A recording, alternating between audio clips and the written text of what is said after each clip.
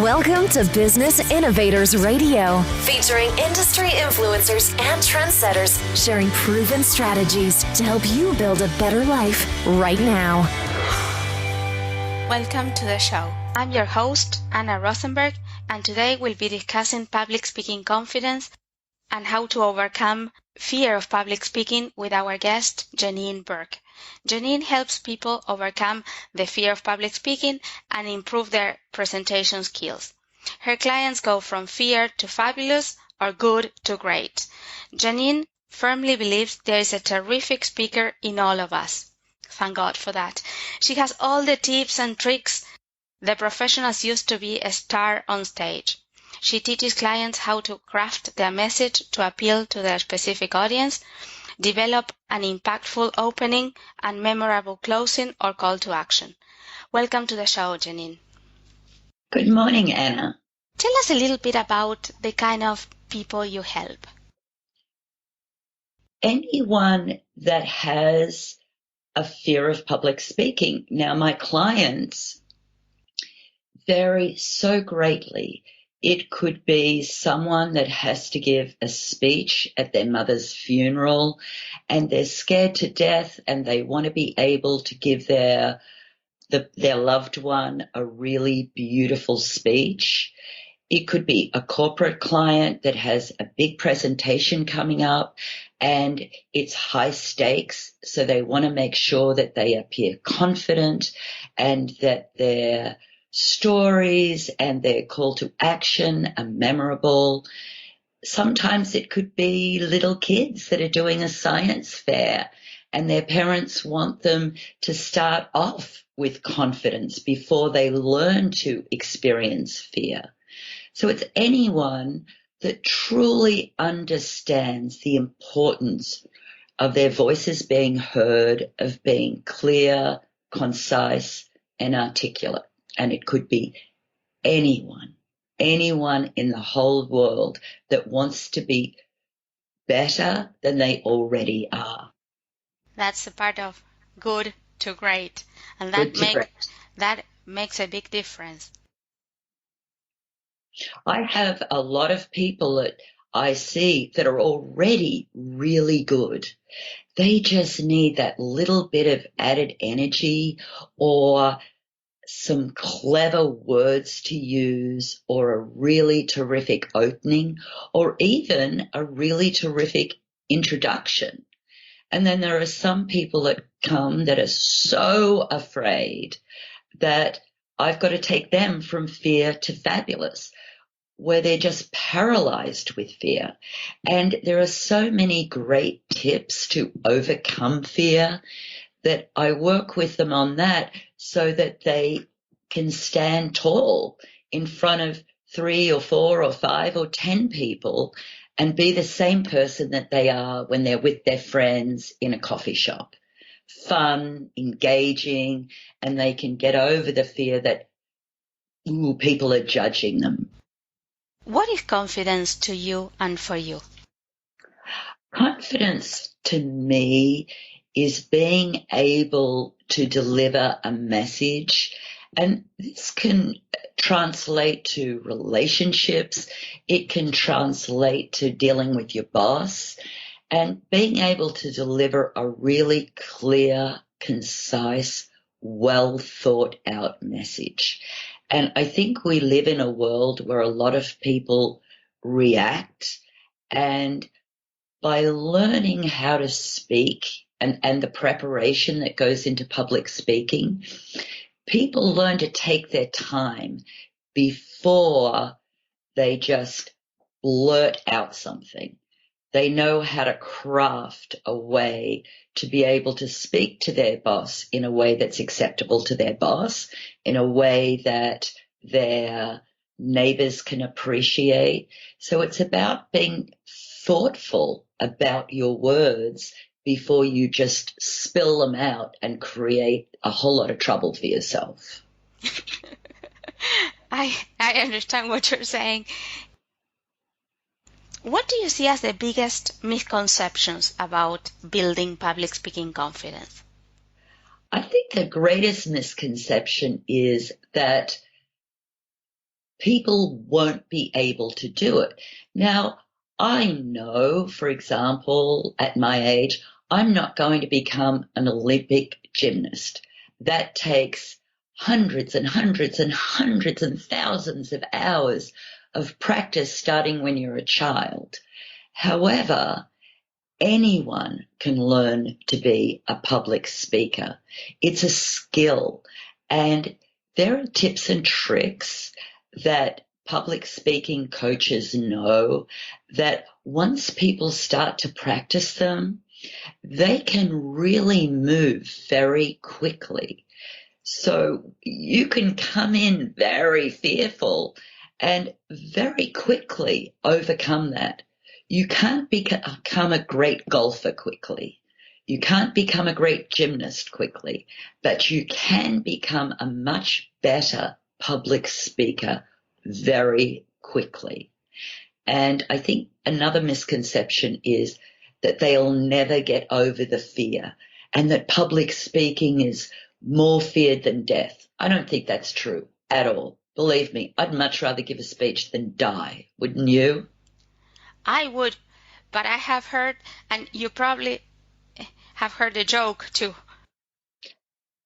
Yeah, and it's a very old joke, and I wish people had stopped telling it and it was a funny joke 20 years ago, but it's simply not true.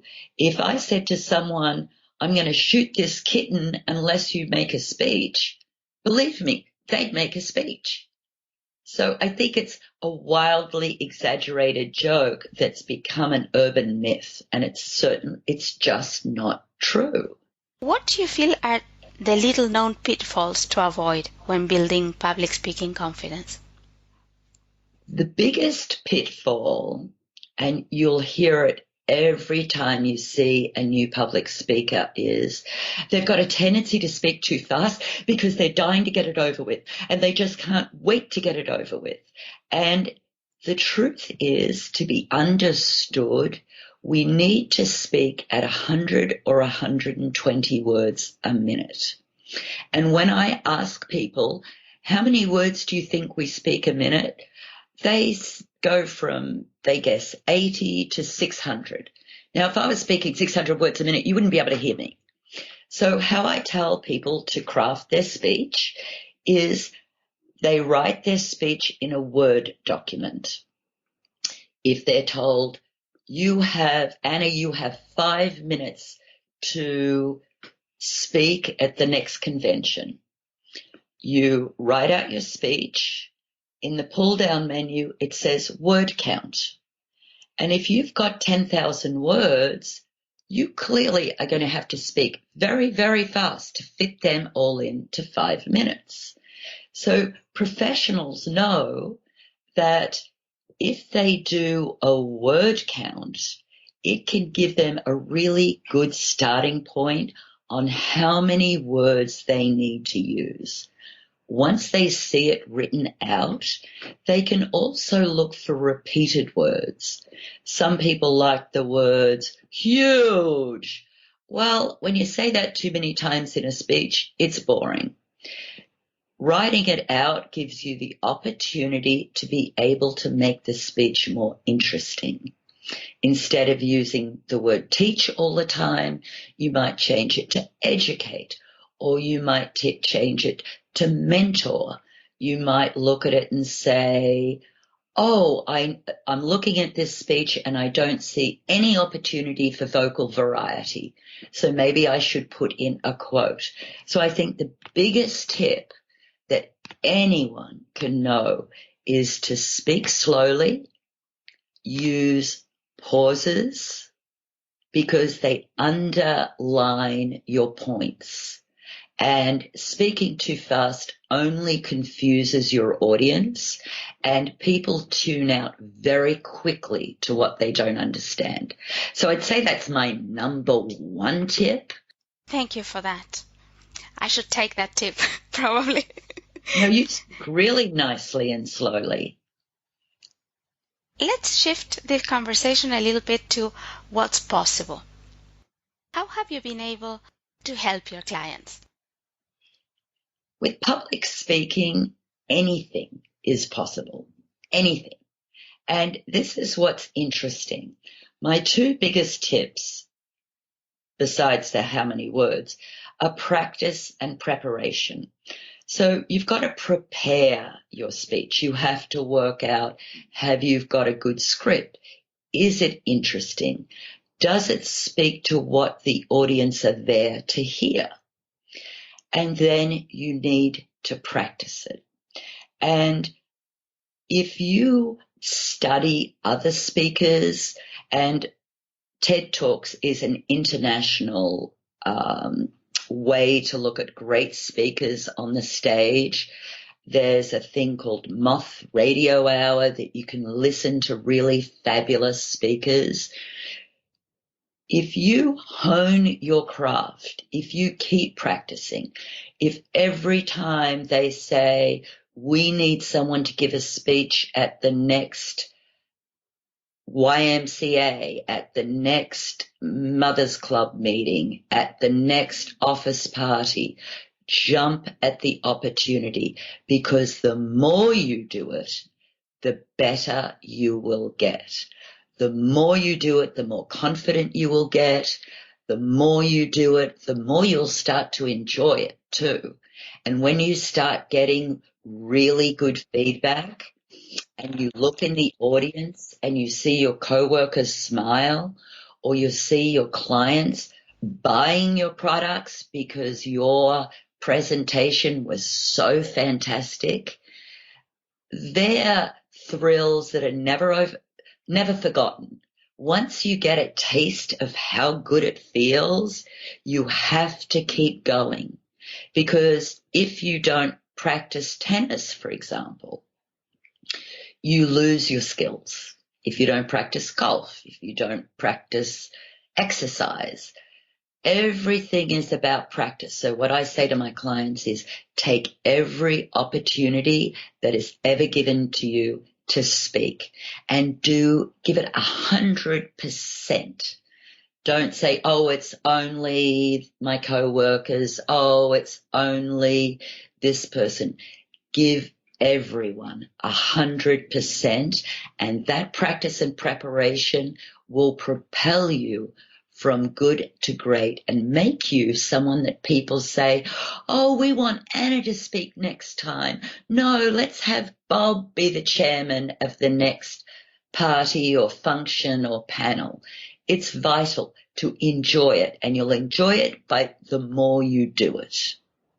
I love the sense of possibility you brought with that answer, because it's kind of people who are very afraid of public speaking feel that they will never enjoy it. So now there is something to look forward to. Oh, there is nothing more exciting than going from for me to see someone that starts in fear, and then they're the person that wants the spotlight. They've gone from zero to hero because they've kept at it. They've pushed themselves through the fear, and they realize, and what I tell most of my clients is, no one wants to sit through a boring presentation. So when I listen to Anna on the radio, I don't think, wow, I hope she's really boring. I really want you to be good. I want to enjoy it. If I'm asked to go to a business conference, I want every speaker to be great.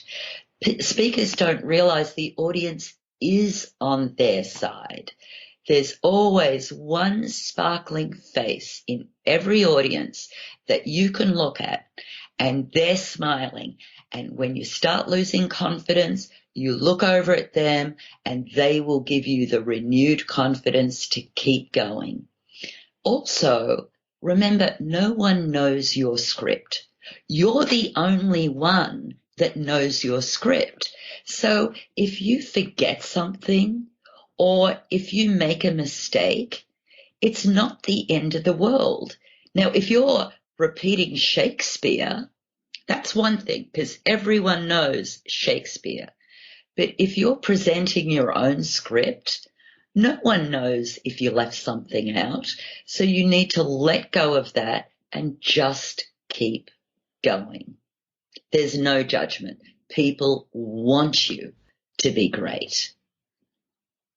Thank you for that. That's also very inspiring. Talking about inspiration, what inspired you to do the work that you do? I've always loved teaching since I was a little girl, but I didn't want to be a school teacher. And I mean, most of us know around the world that school teachers aren't valued the way they should be. And I've taught lots of different subjects, and I've taught managing multiple priorities, and I've taught how to deal with difficult people. And I've taught at the Fashion Institute how to develop a clothing line. But the thing that ignites me about teaching public speaking is that I see the difference immediately. And watching someone go from fear to capable to fabulous is so rewarding for me. For knowing that someone is going to be able to stand up and speak at their mother's funeral or the next conference they have to give, and they're not going to lose 5 nights sleep over it. It really is exciting for me. And having people come back and say, oh, everyone said I was so great. I can't believe it.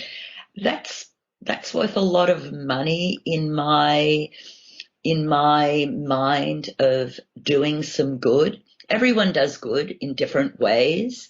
And for me, that's my currency. Seeing people overcome something that has been badly labeled as impossible. That was beautiful. So, here comes the difficult question. Are you ready? Yes, I'm ready. You have shared wonderful tips, but now I'm going to ask you for your number one tip to overcome fear of public speaking. Not number 2, not number 3. We want number 1. Number 1 is just do it. Remember when you were a child and you fell off a bicycle and you got right back on? Or when you were watching your children learn to walk and they fell down and you picked them up and they fell down again? Children have no fear, and fear has been heaped on us and we've bought into it. Fear of judgment, fear of making a fool of ourselves. The number one thing is to just do it. You have to walk through the fear, and you have to do it with a sense of humor. I can look back at some of the mistakes that I've made in my career and I laugh at them.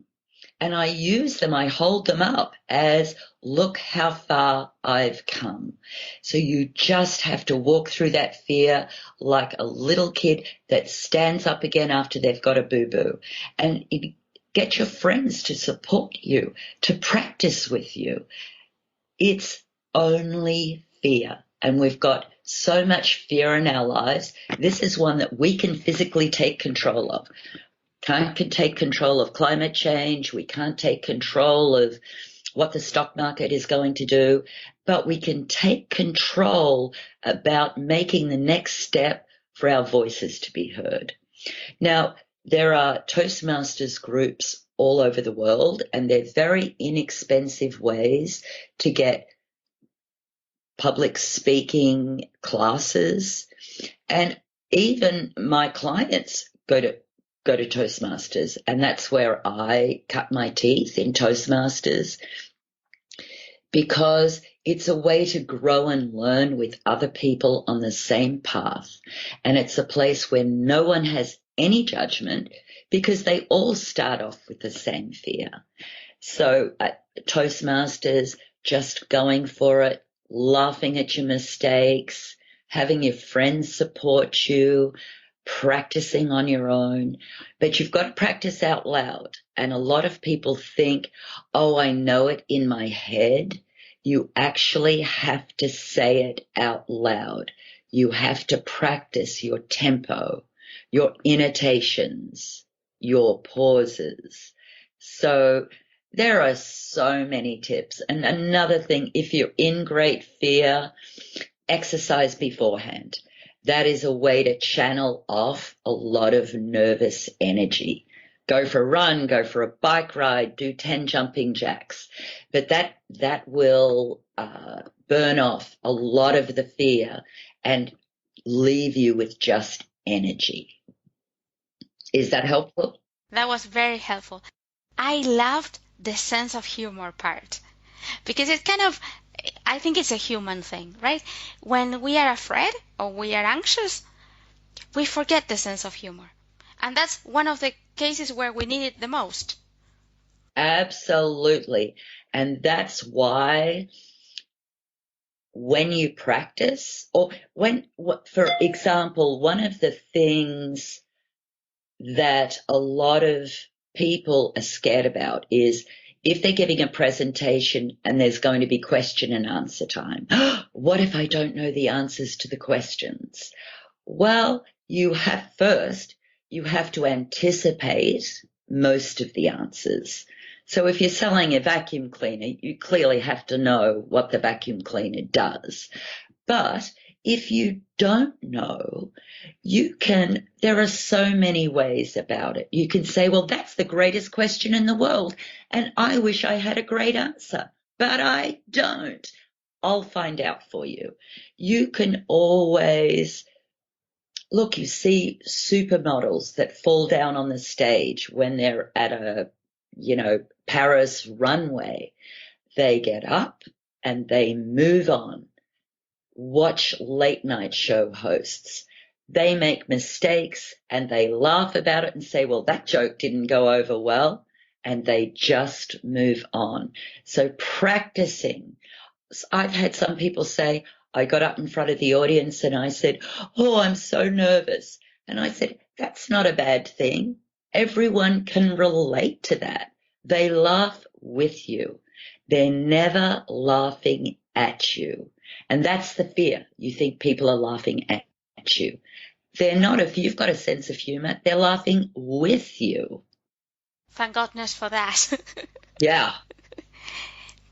One of the purposes of public speaking is, of course, to reach people with our message.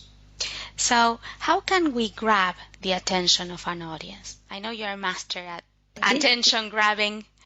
That's a great question, because I think that a lot of people don't understand that.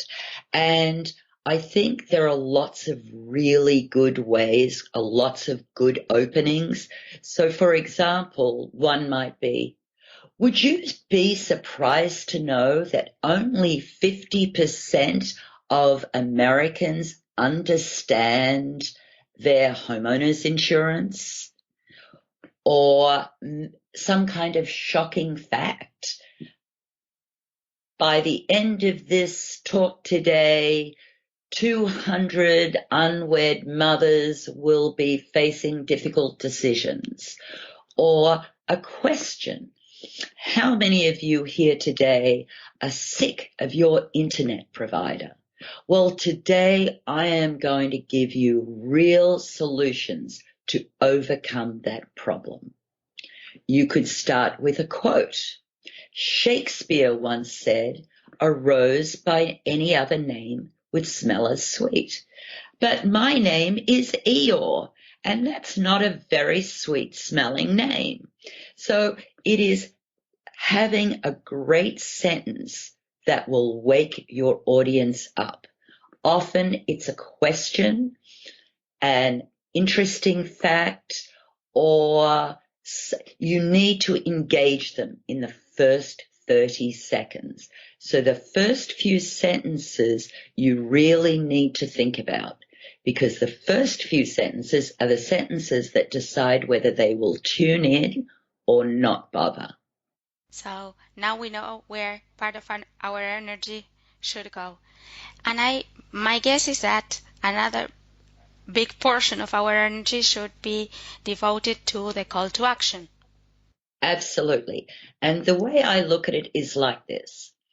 If you think of a movie, any movie that you love, the movies always start off big. because they need to get your attention right away. And then the movie has valleys and vistas where it goes up and down, because you can't be scared all the time. You can't laugh all the time. So the movie goes up and down to keep their audience interested.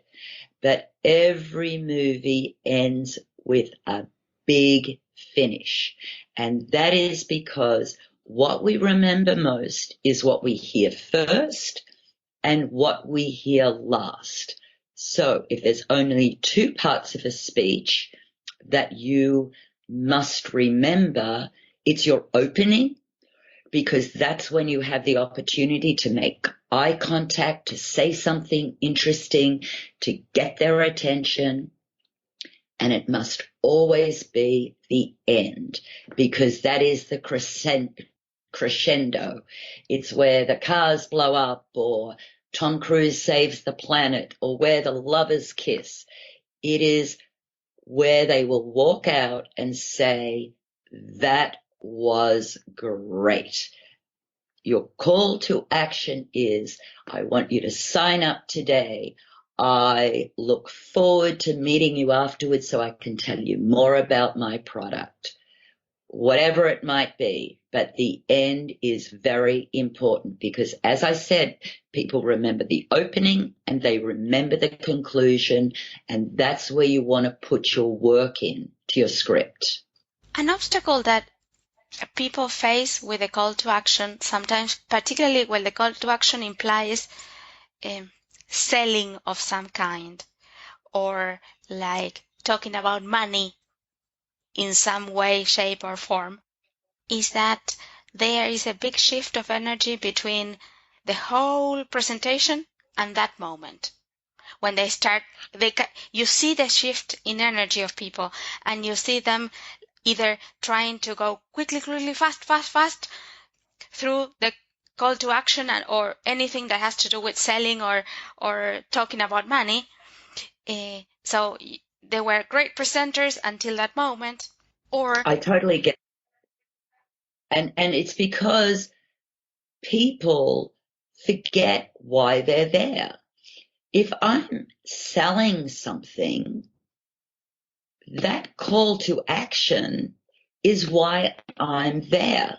Now, hopefully, whatever they're selling, they've built a good case for people buying it all through their presentation. Are you dissatisfied with your internet provider? Are you sick of it taking 20 minutes to do this? Do you have to wait 2 days for your repairman to show up? Today, I'm going to tell you about something that not only costs you less money, it's more convenient, it's more reliable, and then they should weave in stories about happy customers. Now, if you truly believe that what you're selling is a service, you should be able to take ownership of the sales portion. Form a line here. I want to give everyone the opportunity to take advantage of these amazing offers. We often forget to ask people to sign up because we have this fear of selling. Well, if you're there to sell, you need to give yourself some good self-talk to say, I'm here to sell. I want to spread the word of this fabulous product that will benefit people. It will save them money. It will save them time. It will enhance their lives.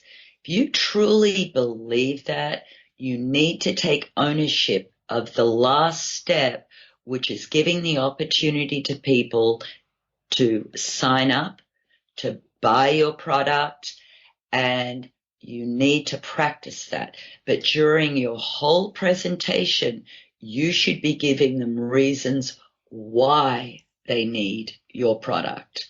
And you need to listen to your own presentation so you're convinced why they need to buy it. People need to work on that. If they are in sales, the closing is what makes the difference between a sales rep that makes $1 million a year and a sales rep that doesn't make any money. In every company, there are people that make a lot of money in sales, and you need to watch them, have them mentor you. How do they close? What do they do? How do they invite people? You don't tell people, I'm inviting you to take advantage of this today. Does that make sense? It makes a lot of sense. Something that I think terrifies people as much as the close sometimes are questions, particularly the difficult questions. If you watch some shows like, for example, Shark Tank, right? Like you can see the expression change in their faces, right? Like, those micro expressions. I know. And here's just as an aside, I've trained contestants for Shark Tank, and they are given 200 questions that they must be able to answer in script form before they're allowed to appear on the show. Sometimes, though, they're questions they don't want to answer. And when you are giving a presentation, if you're in control of the presentation, question and answer time should never be left until the end. And I'll tell you why. When we go back to our Hollywood movie scenario, you want to be in charge of the energy at the end of the presentation. And if you finish with questions and answers, and the last question is not a great one and you don't ace it, then that's what the audience remember. So the way to do question and answer time in a really good presentation is about 10 minutes before the end. You've given them plenty of information by now. And then you say, are there any questions pertaining to what I just spoke about? So that focuses the audience. You only want questions about what you've spoken about.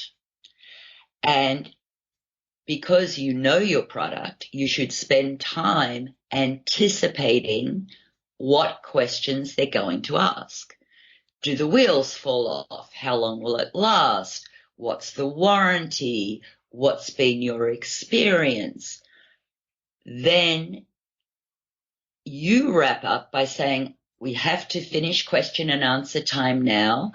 We'll be here for the next few hours, so please feel free to ask me any questions in the lobby, or you can contact me by my email, and then you go into your big close, whatever it might be.